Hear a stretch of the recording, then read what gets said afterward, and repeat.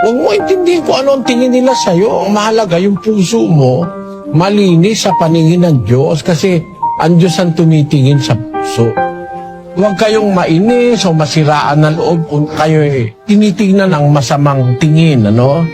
Merong mga tao masama kung tumingin sa kapwa. Meron silang mga agad na nakikitang kapintasan. Pero pagka Kristiyano ang titingin sa'yo at kausap mo Kristiyano, lalo na yung isang Kristiyano umuunawa ng aral ng Diyos, hindi ka pwedeng hamakin ng isang kapatid sa Diyos.